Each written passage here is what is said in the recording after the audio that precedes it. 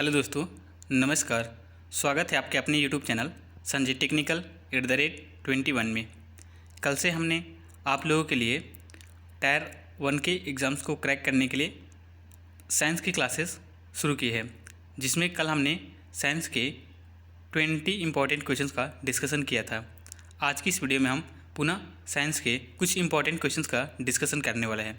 जैसा कि आप सभी को पता है कि बीएससी एग्ज़ाम में पहले टायर 1 और टायर 2 होता है। टायर 1 में आपके जो नॉन टेक के क्वेश्चन पूछे जाते हैं, जिसमें आपके साइंस, मैथमेटिक्स और जनरल अवेयरनेस के क्वेश्चन पूछे जाते हैं।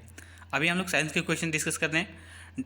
जल्द ही हम लोग जीके और आपके जो भी मैथमेटिक्स के क्वेश्चंस, कुछ इंपॉर्टेंट क्वेश्चंस होने वाले हैं, उन सभी क्वेश्चंस को आप लोगों के साथ में डिस्कस करेंगे।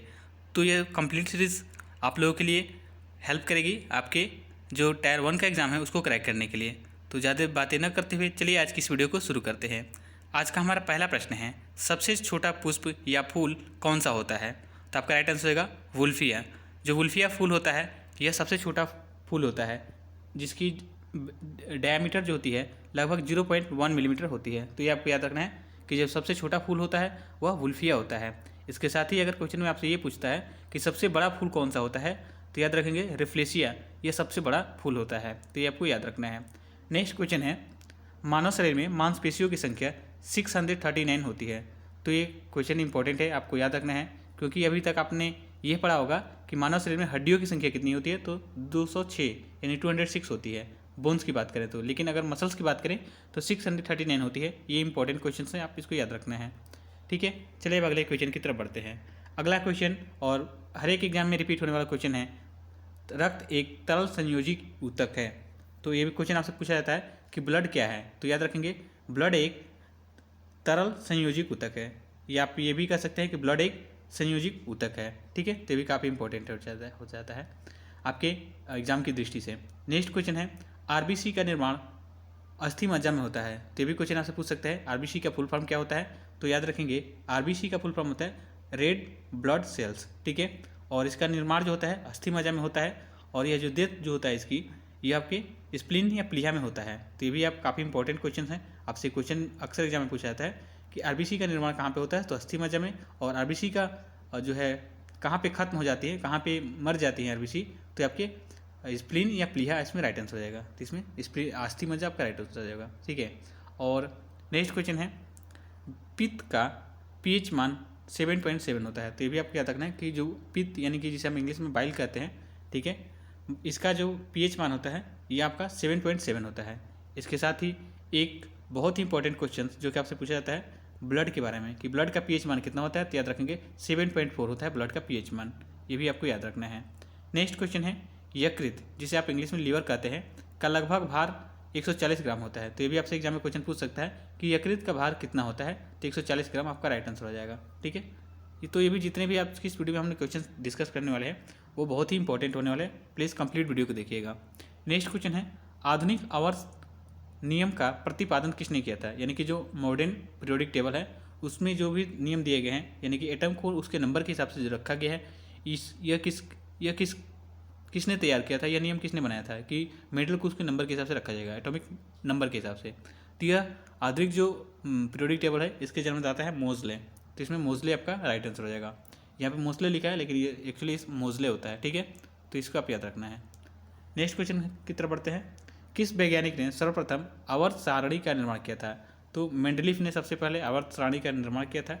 ठीक है, तो ये आपको याद रखना है।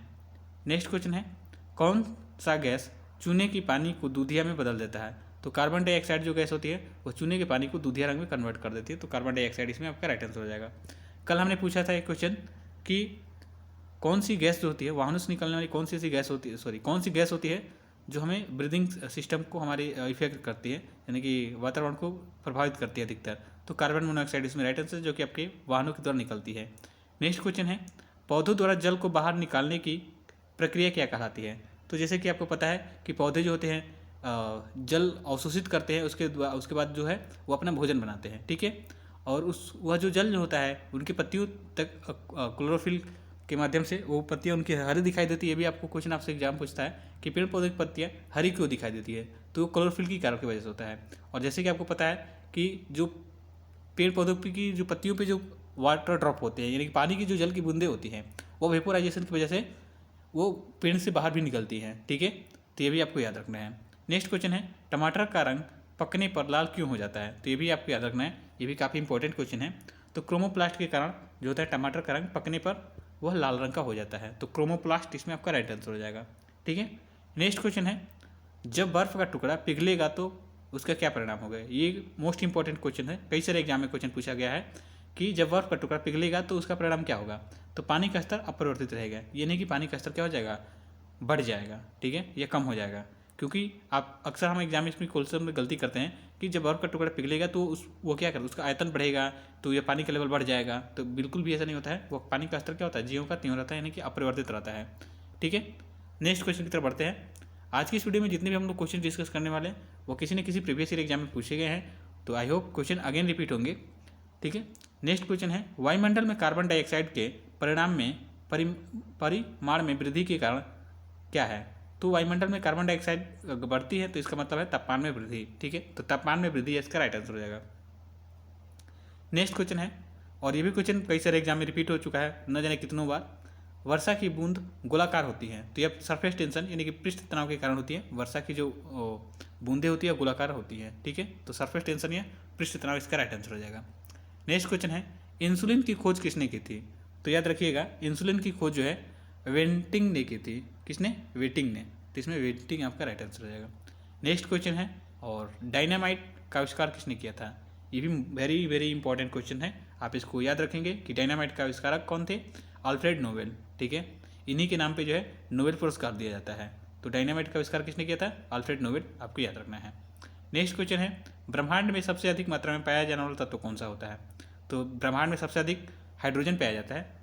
ठीक है, ये आपको राइट आंसर याद रखना। कभी कभी क्या होता है कि क्वेश्चन हम देखते हैं ब्रह्मांड और हम क्या करते हैं अपने वातावरण के हिसाब से क्वेश्चन हम लोग पढ़े रहते हैं कि वातावरण में सबसे अधिक हमारी जो होती है वो नाइट्रोजन पाई जाती है, तो नाइट्रोजन हम आप राइट आंसर करके आते हैं। ठीक है, तो बिल्कुल भी गलत है, याद रखिएगा ब्रह्मांड में सबसे अधिक मात्रा में पाया जाने वाला तत्व जो है वो आपका हाइड्रोजन ही राइट आंसर हो जाएगा। हाइड्रोजन सही है। ठीक है, तो क्योंकि हम लोग बार बार ये वातावरण वाला क्वेश्चन पढ़े रहते हैं तो इसलिए हम वहाँ पे नाइट्रोजन करके आते हैं, जो कि गलत हो जाता है। नेक्स्ट क्वेश्चन की तरफ बढ़ते हैं। नेक्स्ट क्वेश्चन है, निम्नलिखित में से कौन वायु प्रदूषक है? तो सल्फर डाइऑक्साइड जो होता है यह वायु का प्रदूषक होता है। ठीक है, तो इसको भी आप याद रखेंगे। और वायु प्रदूषक का सूचक क्या होता है ये आपको कमेंट बॉक्स में बताना है। ठीक है, नेक्स्ट क्वेश्चन है, निकट दृष्टि से पीड़ित व्यक्तियों को किसका प्रयोग करने की सलाह दी जाती है? किस लेंस की? ठीक है, तो जो निकट दृष्टि दोष से पीड़ित व्यक्ति होते हैं, ठीक है, उनको निकट की वस्तुएं दिखाई देती है लेकिन दूर की नहीं दिखाई देती है। ठीक है, तो इसका क्या हो जाएगा राइट आंसर? अवतल लेंस उनमें प्रयोग करते हैं। तो लेंस से संबंधित क्वेश्चन आपसे एग्जाम में पूछे जाते हैं, तो आपको याद रखना है। नेक्स्ट क्वेश्चन है, किसी ठोस के द्रव्यमान के दुगना हो जाने पर से इसका घनत्व पर क्या प्रभाव पड़ेगा? तो किसी ठोस के द्रव्यमान को दुगना कर दिया जाए तो उसका जो घनत्व है वो उसका आधा हो जाएगा। कैसा हो जाएगा? आधा हो जाएगा, ये आपको याद रखना है। नेक्स्ट क्वेश्चन है, सूर्य के प्रकाश में उगने वाले पौधों को क्या कहते हैं? तो जो पौधे सूर्य के प्रकाश में उगते हैं उन्हें हेलियोफाइट्स कहते हैं। तो हेलियोफाइट इसमें आपका राइट आंसर हो जाएगा। ठीक है, तो आई थिंक हमने 20 क्वेश्चन डिस्कस कर लिए हैं। तो आज की इस वीडियो में हमने 20 क्वेश्चन्स का अगेन डिस्कशन किया है। आई होप वीडियो आपको अच्छी लगी होगी, और वीडियो को लास्ट तक देखने के लिए आपका बहुत बहुत धन्यवाद। और मैं आपसे रिक्वेस्ट करूंगा कि प्लीज़ चैनल के साथ में जुड़े रहें। डेफिनेटली आपको आने वाले समय में बहुत सारा हेल्प और बहुत सारी यहाँ से गाइडेंस आपको मिलेंगी, जो कि आपको हेल्प करेंगी आपको बार के एग्जाम को क्रैक करने में। इसके साथ ही अगर आप किसी भी टेक्निकल एग्जाम की तैयारी करते हैं तो आप हमारे चैनल संजय टेक्निकल @21 से जुड़े रहें।